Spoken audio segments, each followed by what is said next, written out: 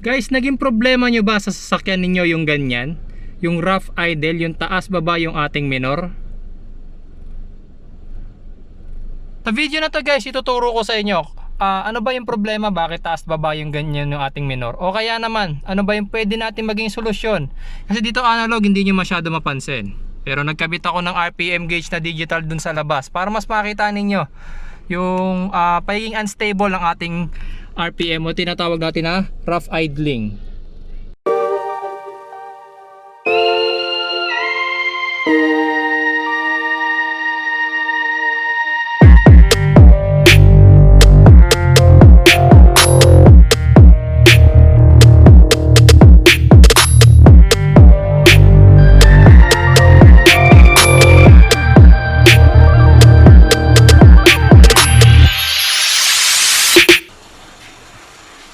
Ito yung ating RPM gauge na kinabit.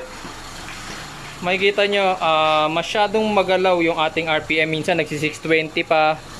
Times 10 yan guys ha. 720, 670, 650. So gumana lang yung radiator. Wait natin na nakatigil yung radiator. 640. Diba masyadong rough yung ating idle.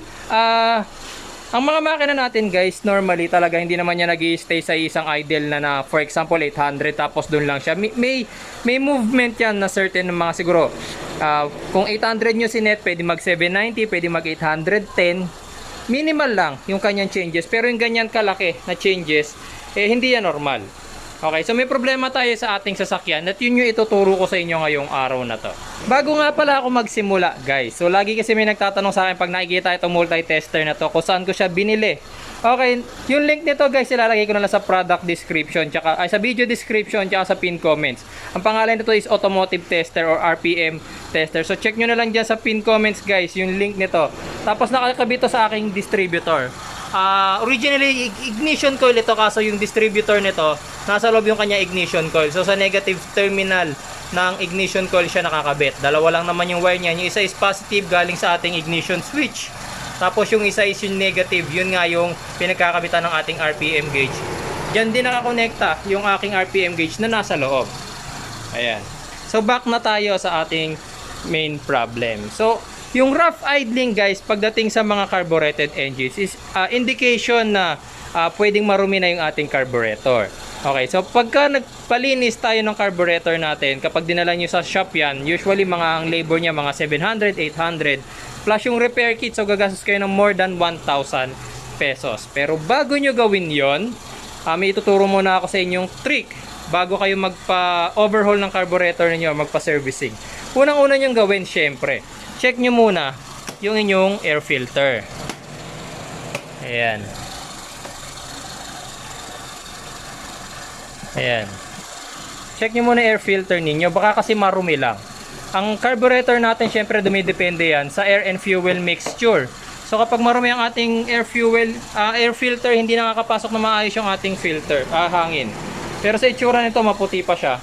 Tsaka kahit tinanggal ko na yung kanyang air filter, makikita nyo medyo unstable pa rin siya. Ayun o, 710, nag 620 pa siya kanina. Unstable pa rin siya kahit wala na siyang air filter. So ang ibig sabihin guys, hindi air filter ang problema natin. Pwede ring fuel filter. Pero kapag fuel filter naman guys, ang most common na problem pagka fuel filter is mamamatay yung makina tapos mga ilang segundo lang pag in-start nyo, mag-on na siya kasi nakapasok na ulit yung fuel. Pagbarado yung filter ha. Pero dito sa carburetor natin, meron pa isang trick bago kayo magpa-overhaul. Ang gawin nyo, ito kasi stock air filter pa. Tanggalin nyo yung housing cover, tanggalin nyo yung filter, tanggalin nyo yung mismong housing. Kasi may pagagawa ako sa inyo sa carburetor ninyo. After nyo tanggalin yung air filter housing, tanggalin nyo to. Meron yan dalawang bolt.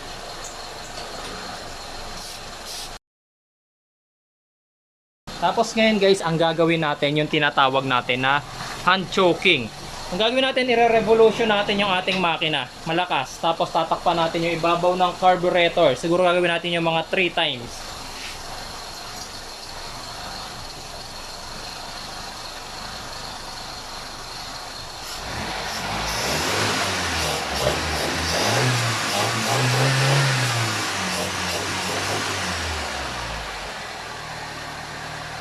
Ayan. Kung makikita nyo sa ginawa nating hand choking, medyo tumaas yung RPM. Medyo na-choke kasi or na lunod sa gasolina yung ating makina sa carburetor, nagbiglang pasok. Pero bababa yan unti-unti mamaya. Once na masunog na niya, yung pumasok na napakaraming amount ng gasoline. Ayan. So bakit natin ginawa yung hand choking? Okay guys, ganito kasi yan. Kahit may air filter at saka may fuel filter ang ating carburetor, may tendency pa rin na minsan may nakakapasok na dumi. Okay, so sa carburetor natin, may mga butas dyan na kasing liliit ng butas ng karayom. So kapag nabarahan nyo ng kahit na konting dumi lang, magiging irregular yung andar ng ating makina, yung ating idle. So ginawa natin, medyo hindi nakatulong yung hand choking. Okay, ganun pa rin siya. Rough idle pa rin siya, 750, nag 620 kaya, nag 590 pa. Nakikita nyo yung rough idling na nangyayari. So ibig sabihin, walang bara si ating carburetor. So ang gagawin, Jeep Doctor, magpapa-overhaul na ba ako ng carburetor ko? Sagot ni Jeep Doctor dyan, hindi pa muna. Okay, so anong susunod na gagawin ni Jeep Doctor? Okay, ganito. Meron ako ritong spare na carburetor ng Mitsubishi Lancer. Kapareho niyan. So ipapaliwanag ko sa inyo. Sa carburetor, may tinatawag tayong air and fuel mixture. Actually, hindi lang sa carburetor. Sa lahat ng sasakyan yun, may air and fuel mixture tayo na sinusunod. Kailangan sakto yung ratio ng air and fuel para magkaroon ng maayos na combustion, maayos na idling, at hindi rough kagaya niyan. Okay, so dito sa carburetor na to, meron tayong dalawang screw na pinipihit. Ito yung isa, idle speed screw. Yung idle speed, yung RPM natin.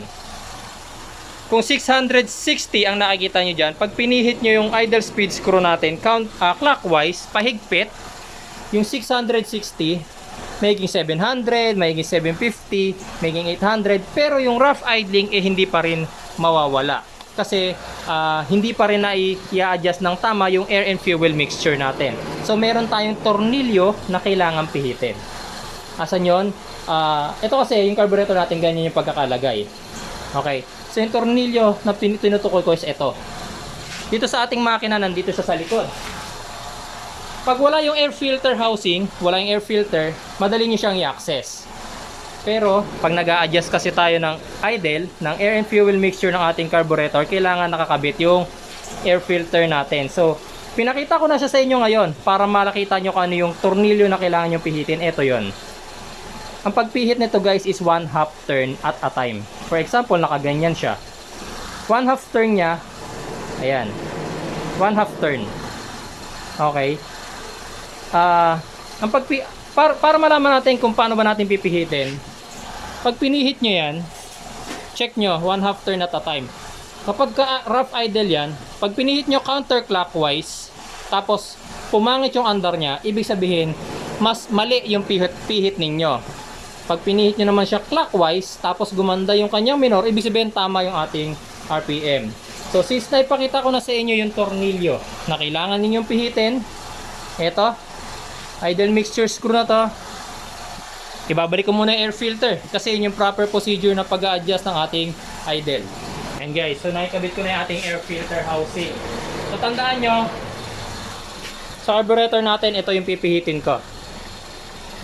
Ito yun, sa likod ng carburetor, okay? So pansinin nyo, yung ating RPM maya-maya, pipino yan, magiging matining yung kanyang andar.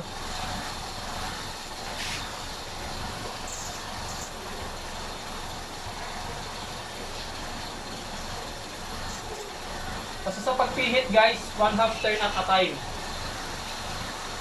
Ayan, so pinihit ko siya counterclockwise paluwag. Makikita nyo, medyo gumanda yung tunog ng ating makina, tsaka medyo tumaas yung ating RPM. Pihitin ko pa counterclockwise ulit. Ayan.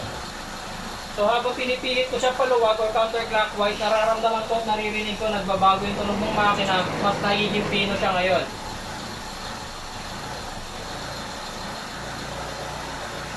Ayan. Ilang RPM na siya ngayon? Ayan, nasa 800 RPM na siya. Remember guys, idle mixture screw ang aking pinipindot, hindi yung idle speed. Kasi makikita nyo, kung idle speed ang pinipihit ko dito, nandito yung kamay ko. Kaso sa idle mixture screw ako napipihit, so nandito yun. Okay, so hindi pa ako tapos magtono. Ipipihit ko pa yung ating idle mixture screw para makita nyo.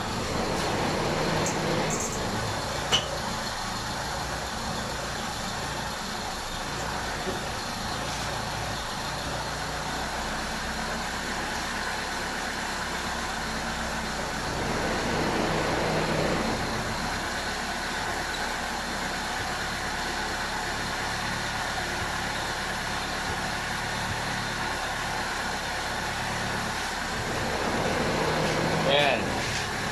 Makikita nyo guys, yung RPM gauge natin, kanina nasa 600, 700, masyado siyang rough. Ngayon yan yung sinasabi ko sa inyo. Pag sinet nyo na siya sa maayos na idle, makikita nyo kung for example 102 RPM, nagbabago-bago man siya. Yan pa isa-isa na lang, di ba? So times 10 yan, 102. So ibig sabihin 1020. Ngayon, masyado mataas yung ating RPM. Ang standard RPM ng ating Mitsubishi Lancer is 800 RPM. Ayan, 800 RPM lang. So, yun yung time ngayon guys na pipihitin na natin yung ating idle speed screw. Ito yon. Ito yon. Para bumaba naman yung kanyang RPM. Ito. Okay.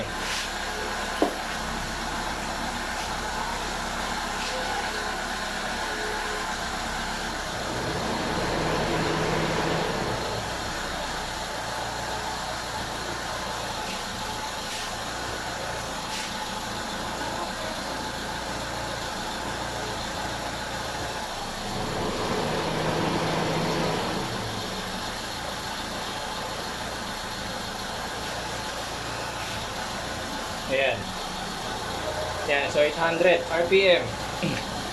So makikita nyo yung pagiging stable na ngayon. Yung biglang pagbaba na yan guys, naririnig nyo naman siguro na gumagana bigla yung ating radiator fan. And that's normal. Normal yon. Pero kapag hindi gumagana yung radiator fan natin, yun yung pagbabasihan natin na RPM. Ayan, 810, 800. Ayan, gumagana yung radiator fan. Okay. So yun yung normal RPM niya. Ngayon makikita nyo guys, hindi tayo nag-overhaul ng carburetor. Ang ginawa lang natin, hand choking, yung ginawa natin kanina. Tapos ngayon yung pinihit lang natin yung idle mixture screw.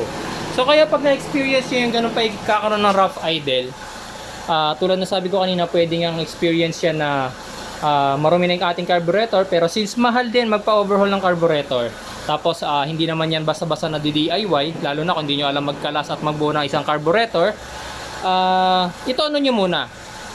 Yung RPM gauge, syempre, yung iba, nakakapagtono ng ating carburetor without RPM gauge, without vacuum gauge. Pwede naman yon. Pero kung gusto nyo talaga na maset siya sa tamang RPM, kagaya nito, at least ito nakikita nyo, 800 RPM na lang siya, 820, 830, diba? At least, alam nyo na nasa tamang RPM na siya. Kasi kung wala kayo nito, makakapagtono kayo pero hindi nyo alam kung ano yung RPM ng inyong makina, diba? So, ngayon, nagkaroon na kayo ng idea guys. Napakasimple lang pala. Buti na lang nakita nyo itong video na to. Hindi nyo pa pala kailangan ng pagpapa-overhaul ng carburetor.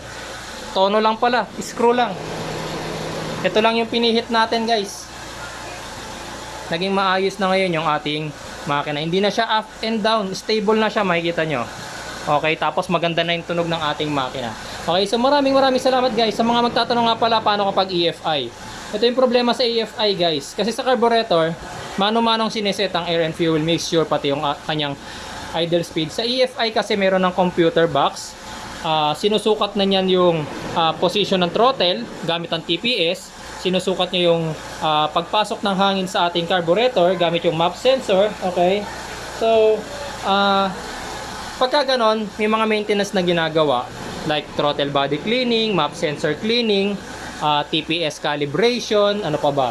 Cleaning ng servo o yung idle air control valve. So iba yon pagdating sa carburetor, okay guys. So siguro gagawa na lang ako ng ibang video pagdating doon. Pero as of now dito sa mga carburetor type, nagkaroon na kayo na idea kung paano nyo gagawin na mapatino yung idle o yung rough idle ng inyong makina. Maraming salamat guys and kita-kita po tayo ulit sa next video natin. Thank you po!